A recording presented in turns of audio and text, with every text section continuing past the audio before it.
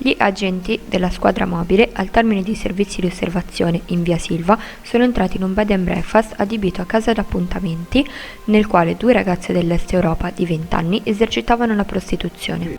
I poliziotti avevano avviato le indagini a causa del viavai di clienti nella zona ed il riscontro alle lamentere dei condomini dello stabile, i quali nel periodo di lockdown dalle proprie abitazioni si erano accorti in prima persona dell'attività illecita.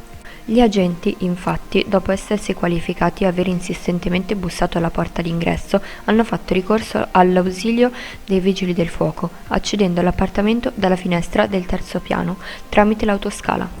Il motivo per il quale la ragazza ed il suo sfruttatore rifiutavano l'ingresso degli agenti è apparso poi evidente: creme lubrificanti, salviettine umidificate, profilattici sparsi dappertutto. Nel bed and breakfast gli agenti hanno rinvenuto e sequestrato circa 14.000 euro. I clienti, che nei giorni precedenti erano stati esclussi dagli agenti della squadra mobile, avevano confermato di aver consumato delle prestazioni sessuali con 2 giovani ragazze di origine russa, a fronte del pagamento di una somma di denaro che oscillava tra i 200 e i 250 euro per circa un'ora di intrattenimento, e avevano aggiunto tra l'altro di aver ottenuto il contatto della prostituta dopo aver consultato dei siti di incontri.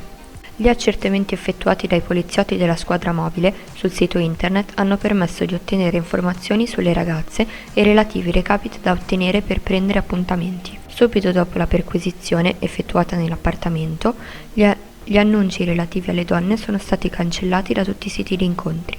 Proseguono le indagini della Polizia di Stato per ricostruire l'intero impianto organizzativo dell'illecita attività di meretricio. Fase 2. Slitta la riapertura di palestre e piscine in Lombardia. Retromarcia della Regione rispetto al decreto ministeriale firmato dal Premier Giuseppe Conte nella giornata di domenica. Mentre in tutta Italia si potrà tornare ad usufruire di palestre e piscine a partire da lunedì 25 maggio, in Lombardia l'ordinanza del Presidente della Regione Attilio Fontana prevede il prolungamento della chiusura dei servizi fino al 31 maggio. Pertanto, piscine e palestre potranno tornare ad essere agibili per i cittadini lombardi a partire dal 1 giugno. Milano. Attraverso lo 020202, il Comune e Samsung Italia offrono consigli e suggerimenti su come mettersi in contatto con i propri familiari, attraverso la tecnologia, utilizzando i servizi online del Comune di Milano.